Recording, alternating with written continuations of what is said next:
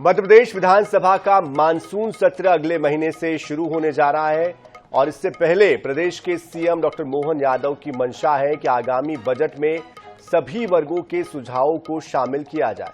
इसी सिलसिले में बुधवार को भोपाल के प्रशासनिक अकादमी में बजट पर संवाद कार्यक्रम रखा गया। यहां पर डिप्टी सीएम और वित्त मंत्री जगदीश देवड़ा ने संकेत दिया कि जनता पर टैक्स का बोझ नहीं बढ़ेगा। हालांकि सरकार की कवायद को कांग्रेस महज दिखावा करार दे रही।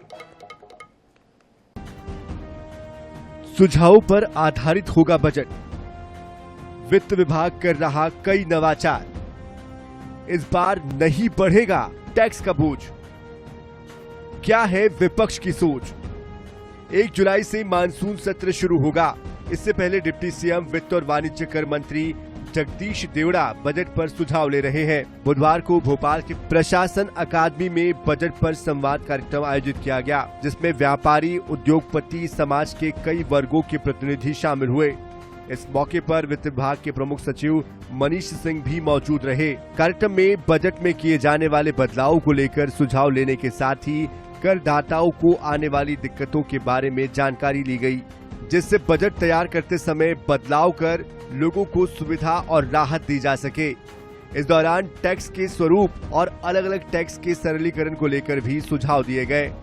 मैं इस समय ये कह सकता हूं कि आने वाला मध्य प्रदेश सरकार का बजट होगा वो बेहतर बजट होगा, जनता की भावनाओं के अनुरूप बजट होगा।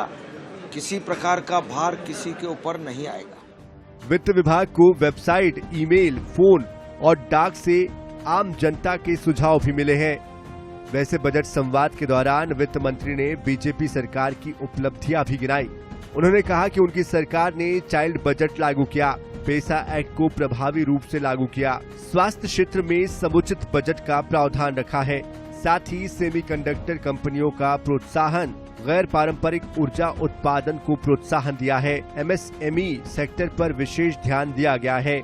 औद्योगिक विकास की नीतियों को सरल बनाने जैसे कार्य भी किए गए हैं। लेकिन इन सारी दलीलों के बाद भी कांग्रेस सरकार के बजट और सरकार के कर्ज को लेकर सवाल उठा रही है। देखो, भारतीय जनता पार्टी की सरकार के मायने बहुत स्पष्ट हैं कि ये जनता की, जनता के द्वारा और जनता के लिए सरकार है। जनता पर बोझ आने का तो कोई प्रश्न ही कभी पैदा नहीं होता।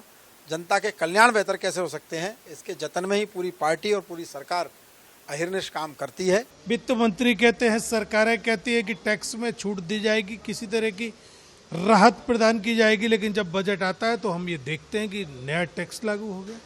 कभी टैक्स की कलाकारी, कभी आंकड़ों की बाजीगरी। सरकार इस देश की भोली भाली जनता को उसमें फंसा करके निश्चित तौर पर टैक्स बढ़ा देती है। वैसे बजट संवाद में सहकारी संस्थाओं को मजबूत करने की मांग उठी। सुझाव आया कि कॉमन सर्विस सेंटर जिला स्तर पर बने, कृषि आधारित उद्योगों को बढ़ावा मिले, सहकारी संस्थाएं और मजबूत हो, इनमें प्रोफेशनलिज्म लाना जरूरी है। Bureau report INS 24/7 Bhopal.